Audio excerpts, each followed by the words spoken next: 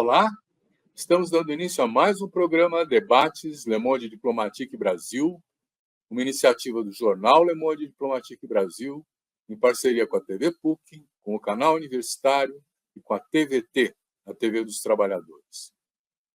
Nós ainda, sob o impacto do desastre que está em curso no Rio Grande do Sul, nós mobilizamos especialistas para poderem trazer para nós uma visão de como é que a gente enfrenta essas questões e qual é o processo que vem depois, a reconstrução do Rio Grande do Sul, né? E nós temos experiências já para olhar no mundo, em New Orleans, quando teve também a grande enchente lá, em outros lugares de desastres ambientais, para ter uma referência para essa discussão, né? Então, para fazer esse tipo de debate, nós convidamos duas pessoas especialistas que eu vou apresentar para vocês agora. Apresento para vocês o Ricardo Moretti, o Ricardo de Souza Moretti. O Ricardo, ele é engenheiro civil, ele é doutor em engenharia de construção urbana e construção urbana pela USP, professor titular aposentado da Federal do ABC, do Programa de Planejamento e Gestão do Território, foi professor visitante do Departamento de Arquitetura da Federal do Rio Grande do Norte, está como professor visitante na Arquitetura e Urbanismo da Universidade de Brasília e tem entre suas especializações justamente a prevenção de riscos, que nós vamos tratar agora nesse programa. Ricardo, muito obrigado mais uma vez por estar se dispondo a estar com a gente aqui e levar esse papo que está todo mundo interessado. Satisfação. Vou apresentar também para vocês o Francisco de Assis Comaru. Aliás, os dois já estiveram conosco em programas aqui. É uma outra visita ao nosso programa. Eu agradeço também, Francisco, você poder estar aqui com a gente. O Francisco é engenheiro civil pela USP. Ele é doutor pela Faculdade de Saúde Pública da USP, professor associado da Federal do ABC, na área de Planejamento Urbano e Gestão do Território, na área de pós-graduação. Ele foi pró-reitor de extensão e coordenador do curso de Engenharia Ambiental e Urbana. Pesquisa o tema Cidades Saudáveis junto à Faculdade de Saúde Pública da USP. É colaborador do LabAB da USP e integrante da coordenação do Centro Gaspar Garcia de Direitos Humanos. Tem uma experiência como assessor de movimentos sociais, planejamento de gestão urbana e ambiental. Nós estamos muito bem acompanhados por esses dois professores que nos deram a honra de estar aqui com a gente, né? E eu queria começar esse papo pelo que está acontecendo ainda. Como é que vocês estão vendo hoje essa crise que não para? Parece que a água continua subindo, não é? No Rio Grande do Sul hoje em dia, né? Chico, você quer começar? Aliás, professor Francisco, me permita chamá-lo de Chico. É uma satisfação estar aqui com todas e todos. Muito obrigado, Silvio, pelo convite. Muito feliz de estar aqui com o professor Ricardo Moretti. Pois é, então, acho que a primeira coisa que a gente sempre costuma dizer, né, é da nossa solidariedade com toda a população, com todo o povo do Rio Grande do Sul, né, que nós somos muito solidários a tudo que eles estão passando lá, né, e lembrar, né, também que a maior parte da população mais afetada, né, historicamente, né, tem sido a população mais vulnerabilizada também, né, que é a população mais pobre, periférica, né, mulheres, crianças, idosos, né, pessoas de cor preta, né, pessoas com deficiência. Mas para a gente debater, né, esse nosso tema, que ele é tão atual, né, e importante, a gente precisa, eu acho que fazer uma reflexão primeiro sobre essa questão do clima, né? Nós, antes de o IPCC começar a realizar os relatórios nas cidades brasileiras, nós já tínhamos e ainda temos, né, uma lição de casa que nós não havíamos concretizado, né? Nós temos uma série de déficits de habitação, de saneamento, sistema de mobilidade, de urbanidade, né, de qualificação das periferias, que a gente já tinha nas cidades brasileiras, velhos problemas que a gente já não tinha resolvido. E aí, né, com essa emergência das mudanças climáticas, né, a gente tem uma nova camada que se sobrepôs de novos problemas, né? Então, as cidades estão mais complexas. A gente agora tem essas outras camadas, né, das mudanças climáticas, né, o agravamento da violência urbana, por exemplo, grupos criminais, são problemas que complexificam ainda mais o equacionamento da vida nas cidades, né? Então, a gente tem que trabalhar em mais de um flanco, né? Com certeza, nós não estamos diante de problemas simples, nós estamos diante de problemas complicados e complexos, e precisamos ter soluções interdisciplinares e participativas. Ricardo, há 16 anos atrás, vocês escreveram, você e o Francisco Komaru, né, um artigo no jornal Le Monde Diplomatique Brasil, cantando a bola do que ia acontecer, exatamente o que está acontecendo agora. Né? Então, a minha pergunta é a seguinte: se tem essa previsibilidade, o que é que pode ser feito? E nós temos que esperar que isso aconteça de novo o ano que vem? Pois então, Silvio, essa situação que está acontecendo agora no Rio Grande do Sul já vinha sendo anunciado pelos estudiosos do clima há um certo tempo, né? Tanto é que essa reportagem já falava dos estudos das mudanças climáticas. E, de certa forma, a tendência é a questão se agravar bastante nos próximos tempos. Eu não sei se vocês repararam que o acumulado de 5, 6 dias de chuva no Rio Grande do Sul está sendo da ordem de 500 milímetros, né? E repare, no carnaval, não esse desse ano de 2024, mas no carnaval de 2023, choveu no litoral de São Paulo 680 milímetros em um dia. Então, nós estamos tendo episódios climáticos realmente muito mais intensos do que no passado. Para ter uma referência, na Serra do Mar, a partir de precipitações da ordem de 80 milímetros por dia, já se ligam os alertas de retirar a população das áreas mais complicadas. Nós tivemos chuvas de 680 milímetros. Então, efetivamente, nós estamos com chuvas excepcionais e que vão acontecer com maior frequência. Mas nós temos uma situação em que o planejamento está indo muito mal, né? Várias dimensões do planejamento estão funcionando muito mal, especialmente no que diz respeito aos aspectos de meio ambiente, né? Assim, uma das coisas que reduziria drasticamente os acidentes dessa natureza seria atender a legislação que prevê não ocupar as beiras de córregos. Você teria um quadro totalmente diferente Brasil afora se as áreas de beira de rio, as áreas que são de proteção permanente, se mantivessem não ocupadas, né? Então, nós temos juntos um quadro climático que é preocupante e um histórico de desatenção no processo de ocupação das cidades. Uhum. Eu queria trazer para vocês, inclusive, uma reflexão do depois, porque as enchentes, as mortes, os salvamentos, eles estão ocorrendo agora, não é?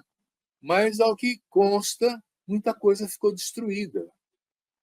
A cidade de Porto Alegre e outros municípios tiveram uma situação calamitosa de infraestrutura, de colapso de infraestrutura e tudo mais.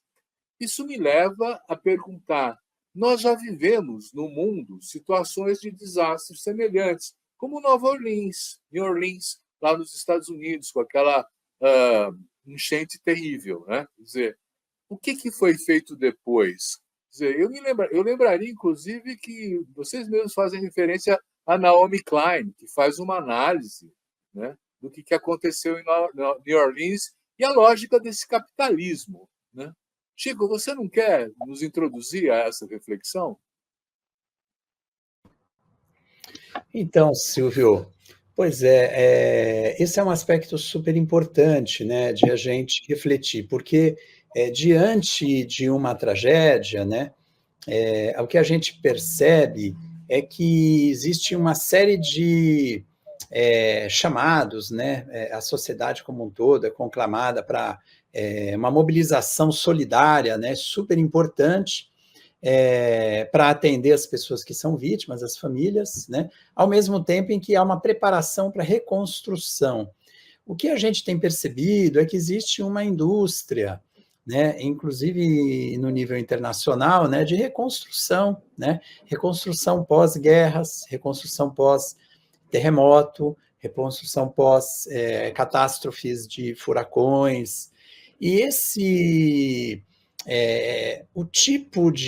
o paradigma sobre o qual se assenta, né, a proposta a concepção de reconstrução, tantas vezes reproduz a reconstrução de uma cidade em moldes muito parecidos, que continua sendo vulnerável no futuro aos mesmos impactos e mesmas tragédias que ela sofreu no ciclo anterior. Quer dizer, nós estamos num momento, Silvio, eu acho que isso é uma coisa super importante, né? Que é um desafio muito grande para todos nós, né?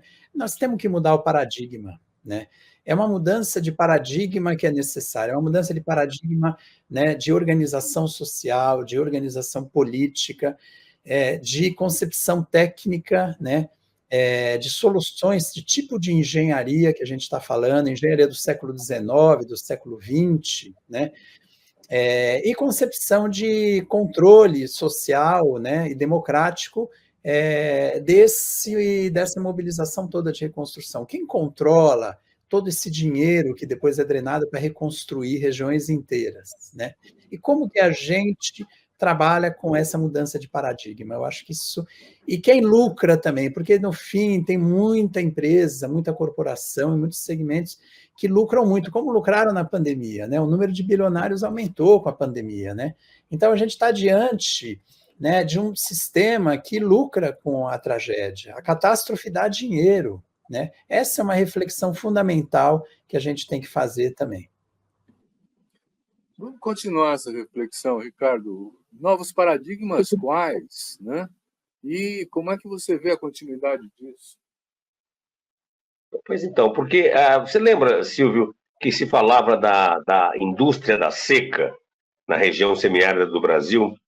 A gente pode dizer que tem, de certa forma, uma indústria do desastre. Aquela máxima liberal de que eu olhar na crise uma oportunidade, o setor do capitalismo hoje vê no desastre uma oportunidade de ganhar muito dinheiro, né? E nós temos vários casos recentes em que isso aparece muito nitidamente. Além desse caso que está bem relatado lá sobre o Katrina, lá em New Orleans, que a população mais pobre ficou de fora da política de atendimento, nós temos tido aqui casos no Brasil, agora, por exemplo, com o acidente no Rio Doce, da barragem de Rejeito, a população ribeirinha pobre continua sem água e não está sendo alcançada pelas políticas de apoio, de reparação de danos, embora esteja existindo uma enxurrada de dinheiro circulando na reparação de danos.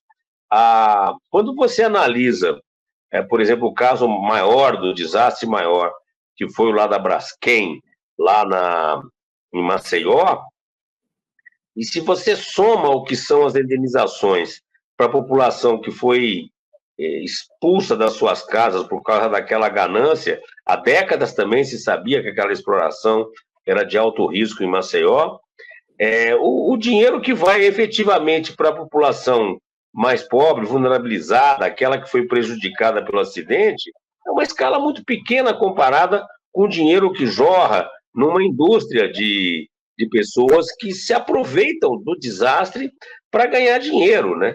Então, assim, a política de reabilitação de direitos humanos talvez pudesse ser melhor do que de reconstrução. Nós precisamos ter uma política de reabilitação de direitos humanos nas áreas afetadas pelos acidentes. E essa reabilitação pressupõe que se possa produzir novos tecidos urbanos com outra lógica. Não dá mais para continuar com uma política que vigorou durante décadas de pegar água e jogar rapidamente para baixo, né? Quer dizer, o que acontece nas bacias que contribuem para o Guaíba?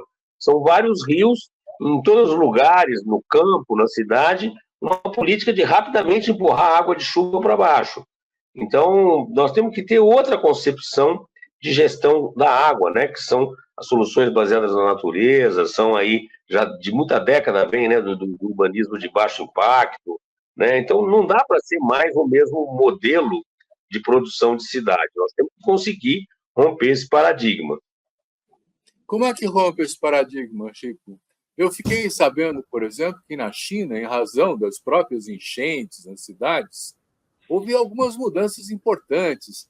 Calçadas permeáveis que absorvem a água, depósitos subterrâneos de água que acumulam, que tem demais, de excesso. O que é possível fazer, hein? Que novo paradigma é esse que precisa ser feito? Então, Silvio, olha, eu acredito que a gente precisa fortalecer os canais de informação e comunicação confiável com a população. Eu acho que isso é essencial.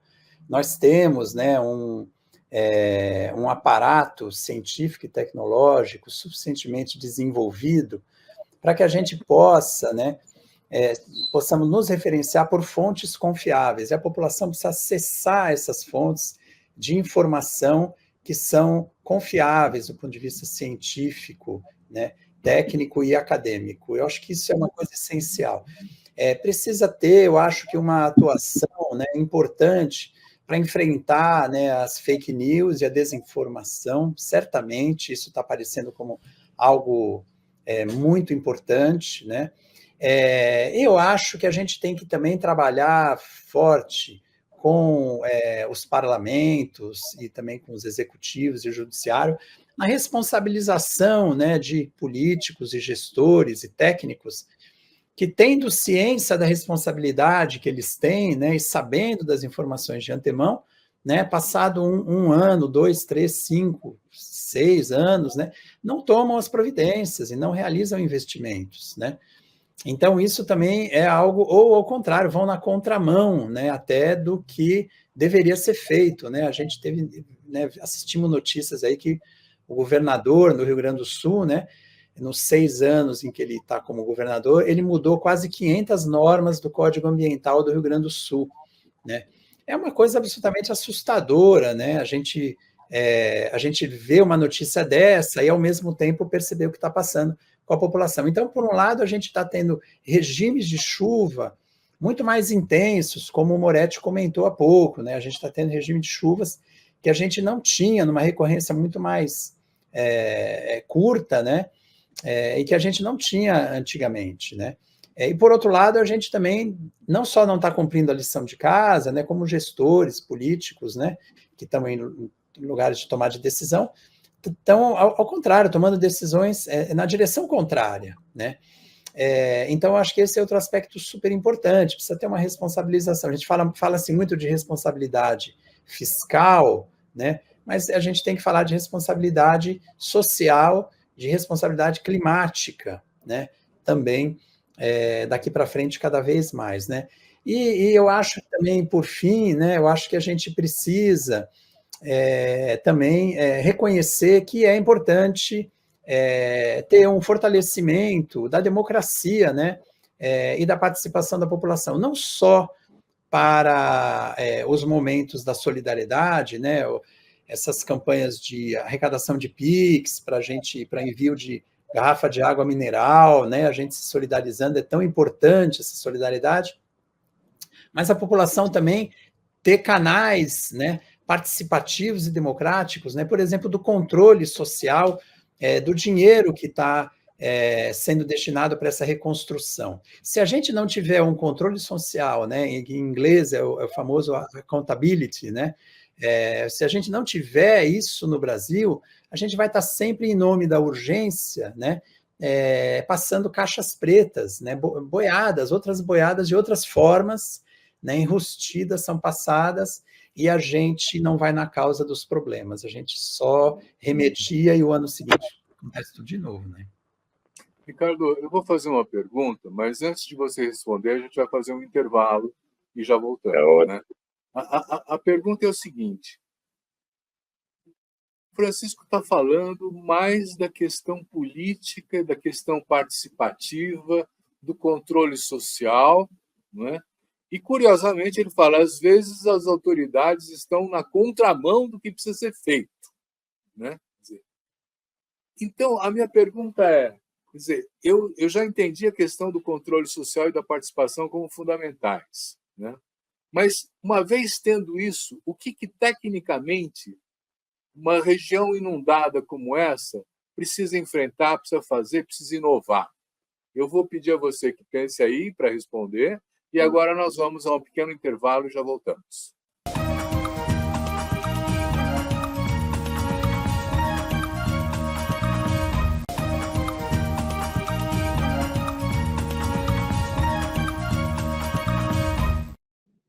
Então, Ricardo, gestor na contramão do que precisa ser feito, qual é a lógica disso, hein?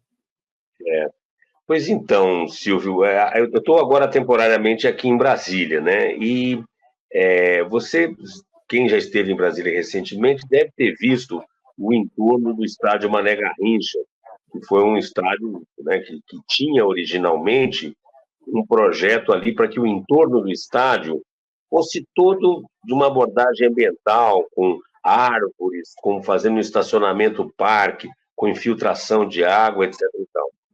Por incrível que pareça, o projeto não foi implantado.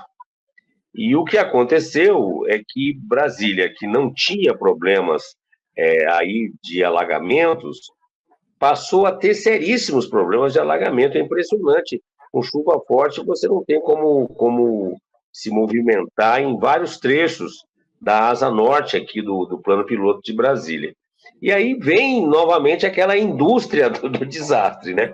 Depois que, por não ter feito o que era planejado no entorno do Mané Garrincha, você começou a ter grandes problemas, aí vem obras de centenas de milhões de reais para afastar a água, construindo um reservatório de detenção lá perto do lago e tudo mais. Então, realmente nós temos que exigir que a abordagem de planejamento seja outra, né?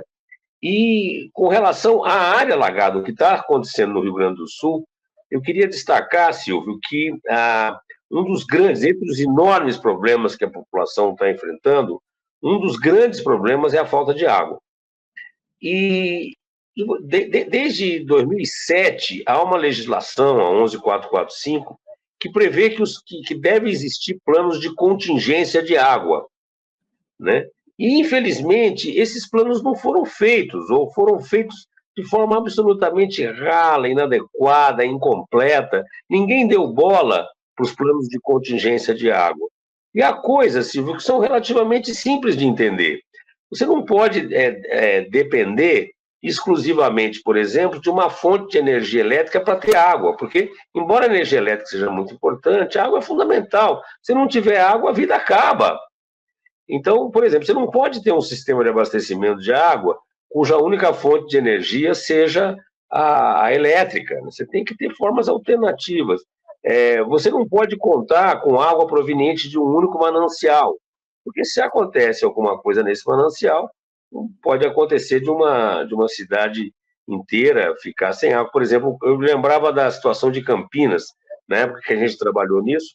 Campinas, 70% da região metropolitana de Campinas, a água vinha do rio Atibaia. Se capotasse um caminhão com combustível ali na rodovia Dom Pedro, a cidade entraria em caos, em colapso. Quer dizer, eu não posso ter a questão da água tratada como vem sendo tratada, né? Então, nós tínhamos que ter uma previsão do que fazer nos casos de inundação. As inundações no sul, elas fazem parte já de uma certa... elas se repetem, né? A inundação no Guaíba, em 1941, foi uma inundação tremenda. Ou seja, tem-se um quadro de que as áreas podem inundar, né? Tá certo que agora ultrapassou tudo. Nós tínhamos que ter plano de contingência e abastecimento de água extremamente bem feitos, elaborados. Nós precisamos colocar recursos para elaborar o plano e para manter os equipamentos, né? No caso lá de Porto Alegre, os equipamentos que existiam para proteção das inundações não estavam sem manutenção, estavam largados, ninguém dava bola para eles, como se... Eu ouvi uma declaração, alguém dizendo que a inundação de 1941 só aconteceria uma vez a cada 1.500 anos, né? O governador estava anunciando todo um plano de urbanização, investimentos no capital imobiliário na orla do Guaíba, tentando fazer ali uma coisa parecida com o que foi feita no Rio de Janeiro. Ou seja, não dá, quer dizer, nós temos que levar a sério esse problema, inclusive a contingência de abastecimento de água. A água não vem da torneira, a água tem uma história. Ela não pode, a gente não pode acreditar que a água, sabe, vai continuar sempre funcionando. Nós vamos ter que enfrentar essas situações de contingência sempre. Então, nós estamos falando de como administrar uma situação de crise, porque essa crise tem várias origens, os jornais estão cobrindo isso, o aquecimento global e todos esses elementos, né? Mas, se vocês estão focando agora a questão da gestão, eu perguntaria para o Francisco, tem algum município que fez tudo isso que precisava ser feito e que está preparado para enfrentar adversidades dessa ordem no Brasil? Poxa, Silvio, eu esperava perguntas difíceis, mas eu acho que eu não esperava uma dessa, nesse nível. Eu não conheço, Silvio, eu não conheço. Você sabe que eu fiquei, quando eu fiz um pós-doutorado, né, eu fiquei na Europa, eu entrevistei 60 pesquisadores e eu pedia sugestões de lugares ou de políticas interessantes. E teve um pesquisador da OMS que falou, olha, vai para Freiburg, né, que é uma região da Alemanha, ali perto da Floresta Negra, né? E eu fui para Freiburg, né? E realmente é uma coisa absolutamente impressionante, né, do ponto de vista de sustentabilidade, de proposta ecológica, né? Mas isso num país do norte, que é um país que tem uma riqueza, né? Assim, então, eu acho que a gente, numa realidade, né, da América do Sul, né, eu acho que a gente precisa, é fundamental a gente discutir, né, a equidade, sabe, Silvia? Porque tem uma questão moral que a gente falou naquele artigo de 2016, né? Se os 2008. indianos chineses, 2008, perdão, 2008, é que eu estava com 16 anos atrás, 2008, se os indianos e chineses achassem que, como os americanos têm direito de cada um ter um automóvel, eles achassem que eles também têm direito de cada um ter um automóvel, o planeta ia aguentar. Então, tem uma discussão que eu acho que ela também é uma discussão ética, de equidade, uma discussão também moral da sociedade, né? Que, assim, a população toda precisa caber nas áreas boas das cidades, né? Então, a nossa política urbana, a nossa política fundiária, né? Ela precisa dar conta, né? O plano diretor, né?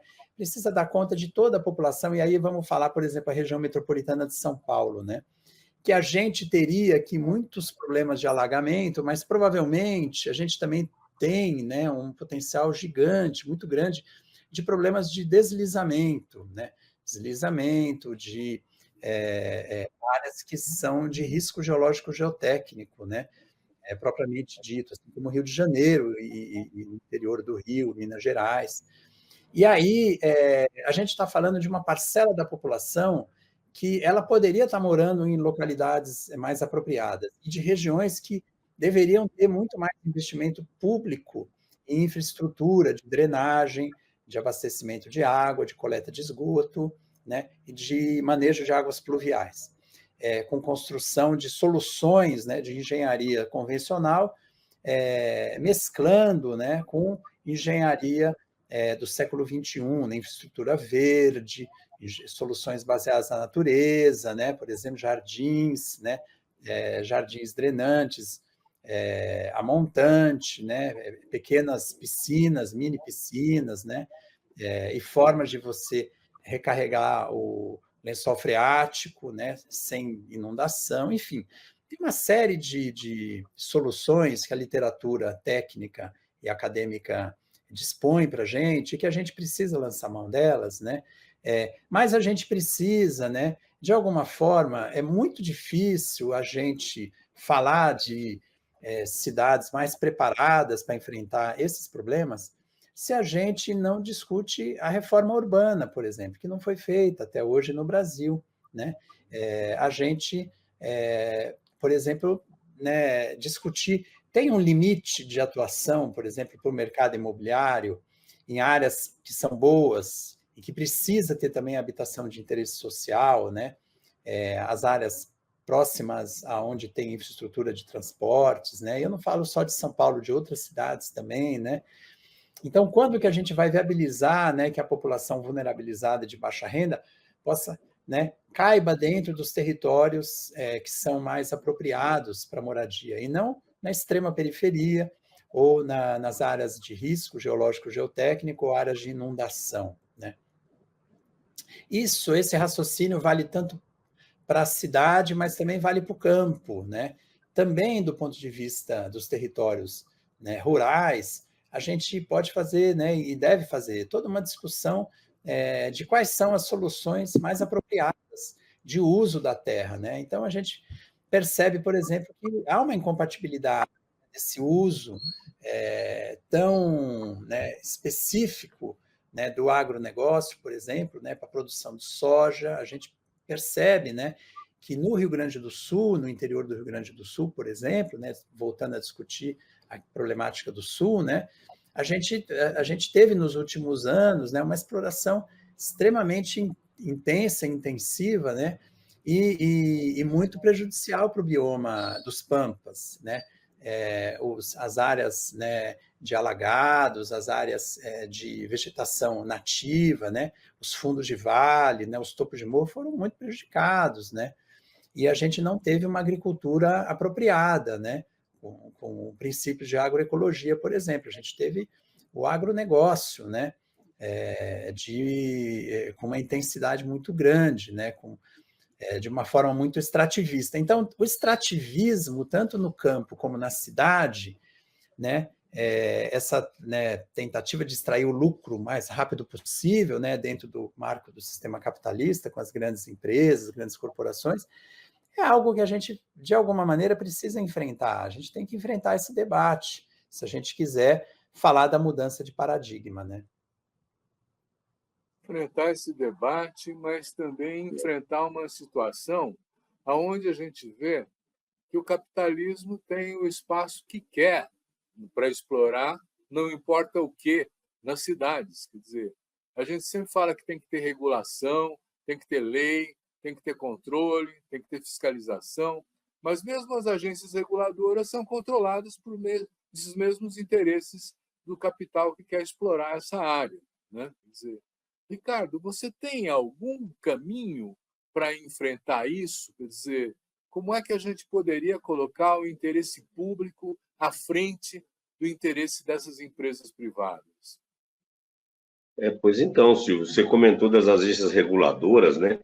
Tem alguns casos absolutamente escandalosos. O caso de São Paulo, em 2021, a Agência Reguladora de Serviços Públicos, a Arcesp, ela fez uma mudança da estrutura tarifária que previa várias mudanças importantíssimas, entre elas, garantir a tarifa social para quem estivesse no CadÚnico. Por sinal, foi aprovada agora uma lei federal, foi na semana passada, o Senado aprovou uma legislação para que quem está no CadÚnico com renda até meio salário mínimo tenha automaticamente acesso à tarifa mais baixa de água e esgoto.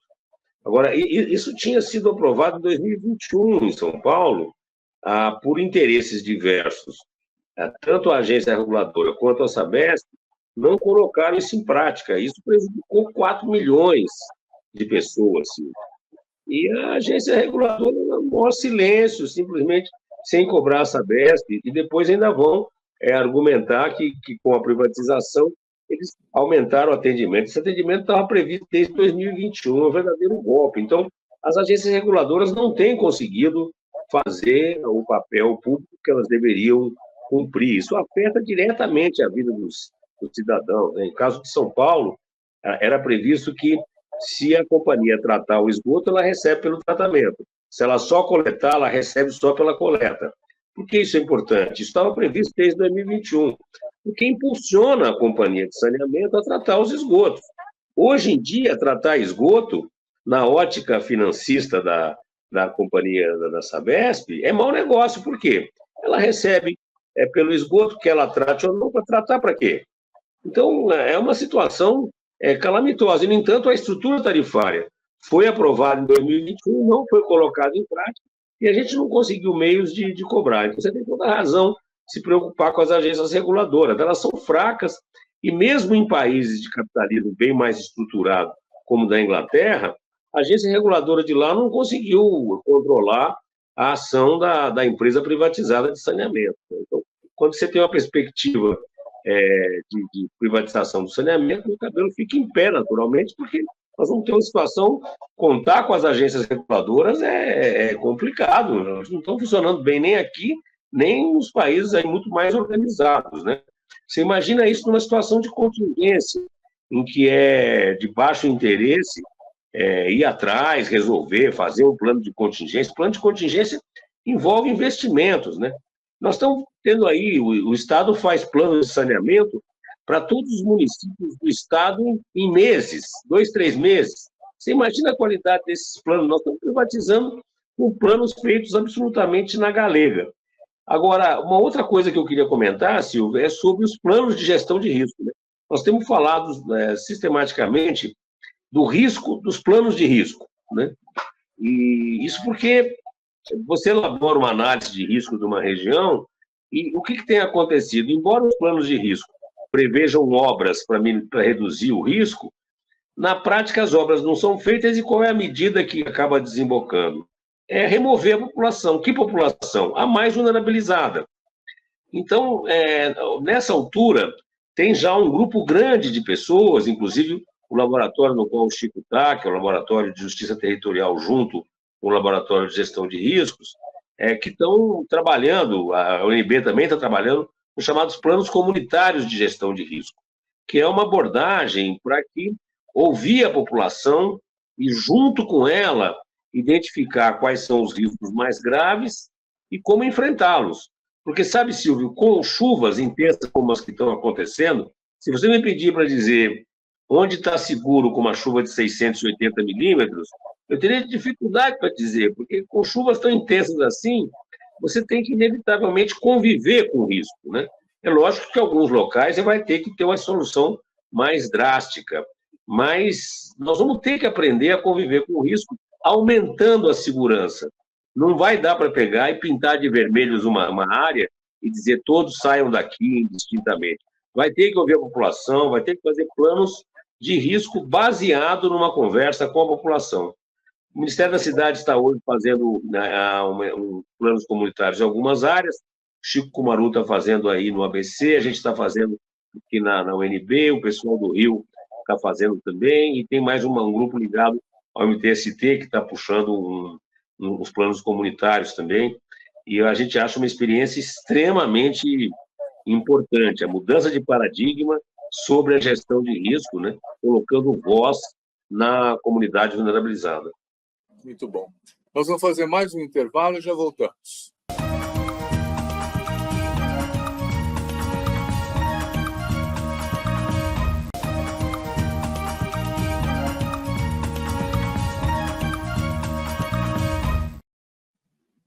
Nós ainda estamos sob o impacto dessa situação trágica que está acontecendo, está em curso no Rio Grande do Sul, não é? E eu queria perguntar ao Chico, esses planos comunitários, eles conseguem atender situações de emergência de curto prazo? Oi, Silvio. Pois é, então, eu vou, também aqui falar, para você, primeiro dizer, assim, uma coisa que a gente aqui pelo LabJuta, nós estamos participando, da elaboração de um plano comunitário e um plano municipal também de redução de riscos, no município de Mauá.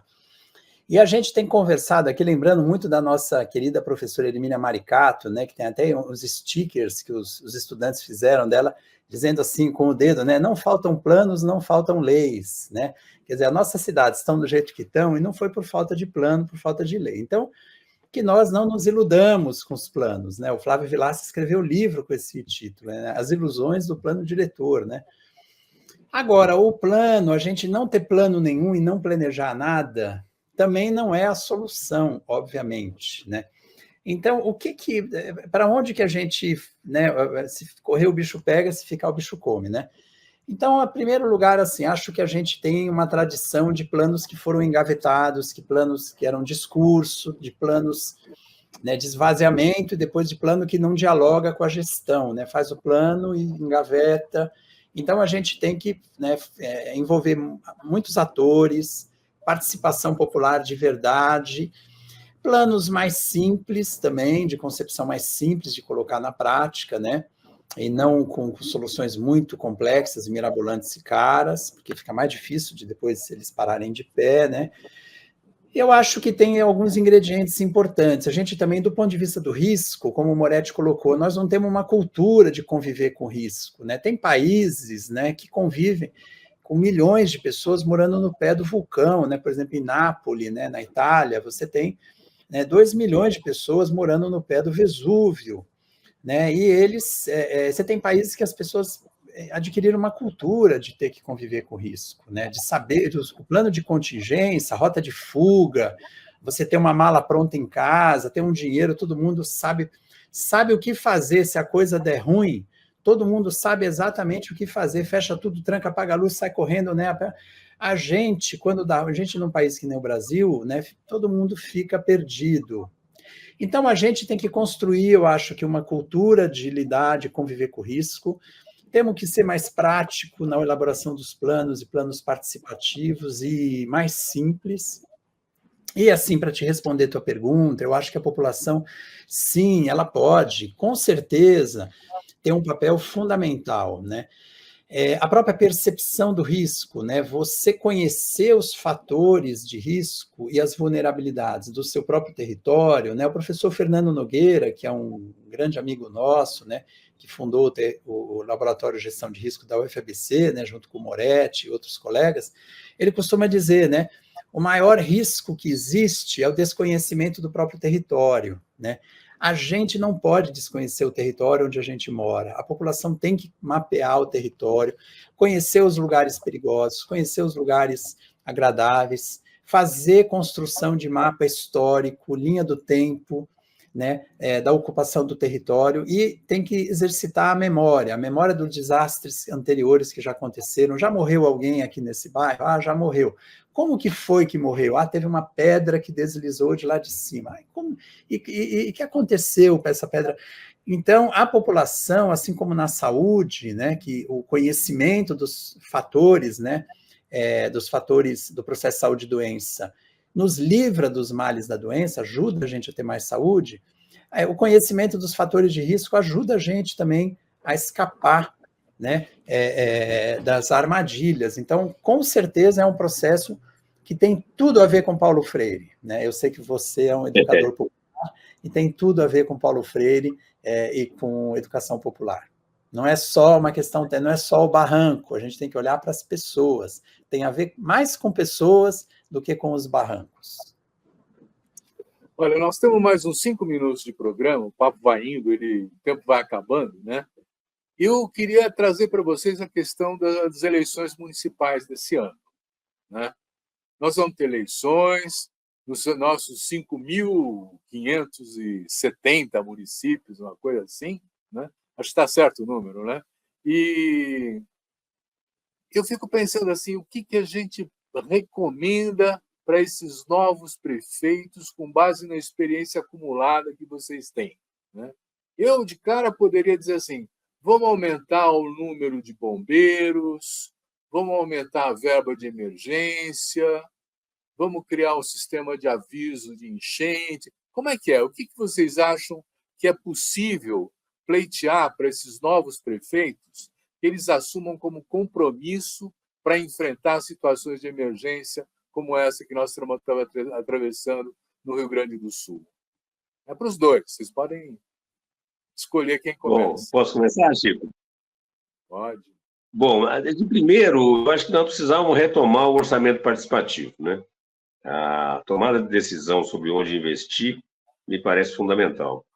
Eu acho que nós estamos hoje com um problema técnico sério de inadequação dos instrumentos para planejamento de pequenos municípios. Nós tínhamos que conseguir iluminar o farol da realidade dos pequenos municípios e conseguir elaborar planos radicalmente mais simples, operacionais dos pequenos municípios e criar mecanismos para que seja bastante interessante que a população possa permanecer dos pequenos municípios, especialmente os jovens, né? Então, nós temos um desafio aí que é fazer com que as pequenas cidades sejam bem planejadas e sejam interessantes, especial para os jovens.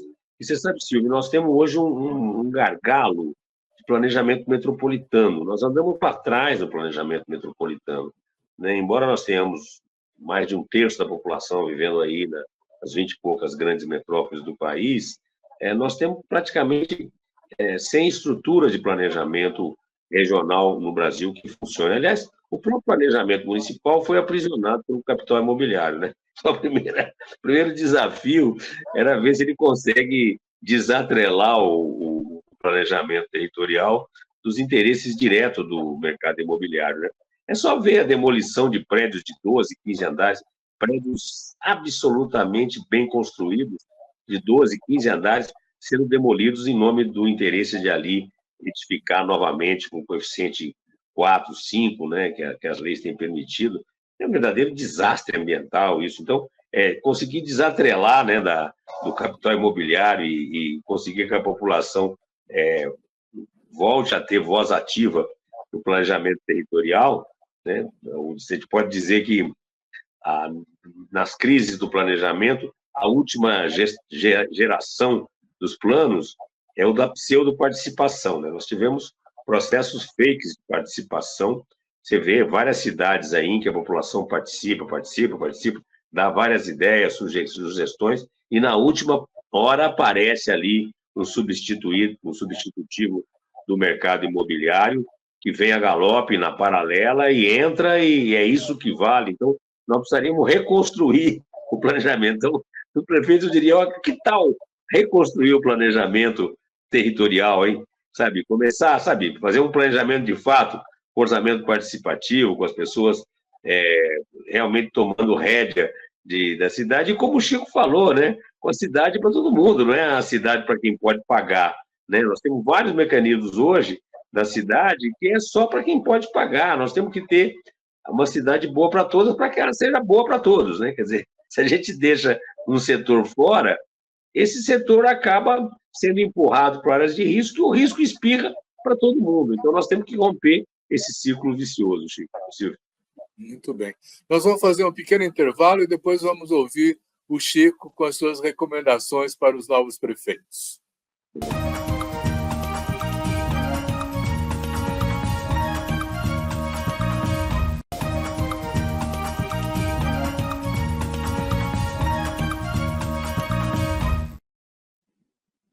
Chico, como é que é?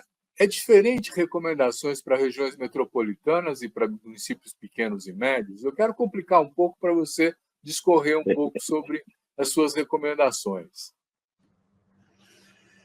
Não, sem dúvida que a gente está num país de dimensões continentais, né, de uma complexidade, uma diversidade enorme, né? Então, soluções que podem ser apropriadas para uma região podem não ter nada a ver para outra região, né? Então, estou concordando plenamente com o Moretti aí. Nós, por exemplo, estamos aqui, né? Eu, nesse momento, estou aqui na região metropolitana de São Paulo, estou em Santo André, aqui na UFABC, né? E é uma realidade já bastante diferente de Brasília, né? Onde está o Moretti, né? Que é muito diferente do Sul, que é muito diferente do Norte, da Amazônia e do Nordeste. E a escala das cidades também, né? A gente tem que tomar muito cuidado. Isso, por exemplo, eu acho que é uma coisa super importante, né? Que é a gente tomar muito cuidado com as soluções, né? As ideias fora do lugar, mesmo dentro do próprio país, né?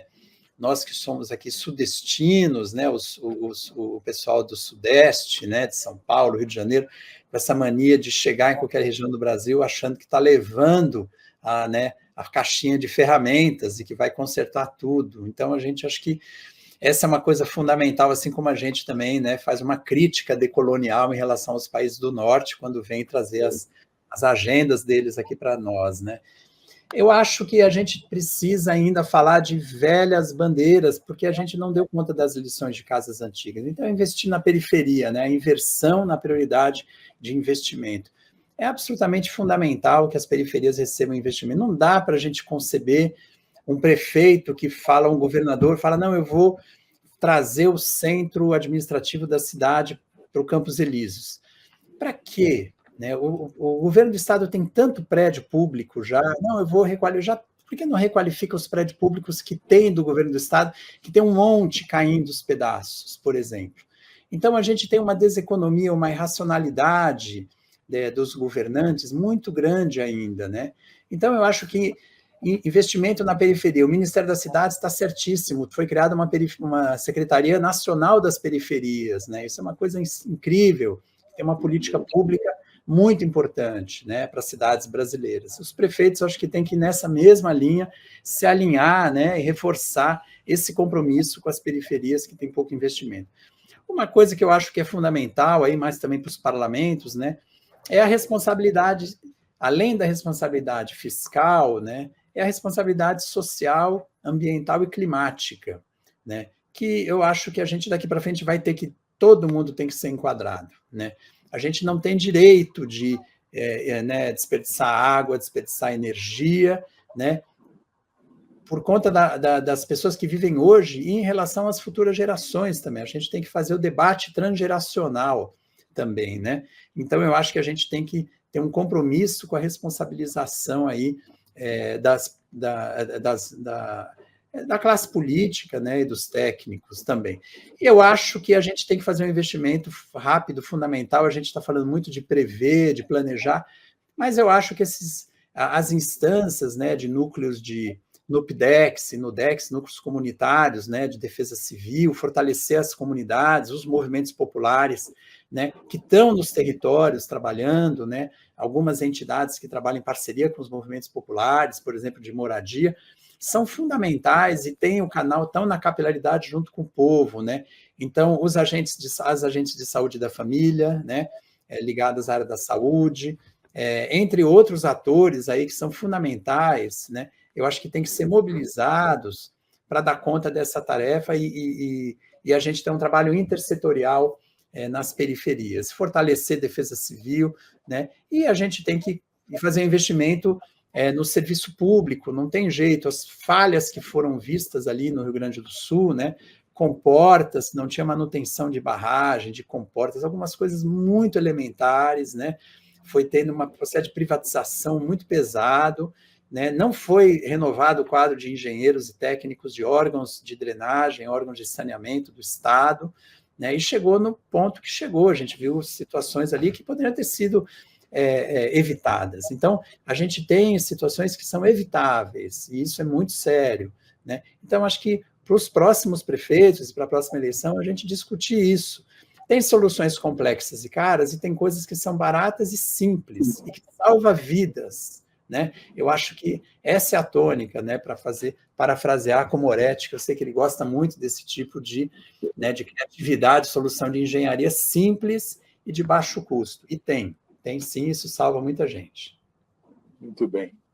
Olha, chegou ao final o nosso tempo, né? Eu agradeço muito ao Ricardo Moretti e ao Francisco Comaru por esse papo esclarecedor, não tão animado, mas, enfim, né? Quer dizer, uma avaliação realista da situação que nós estamos vivendo, né? E agradecer também a você que nos assiste, dizendo, semana que vem tem mais. Obrigado.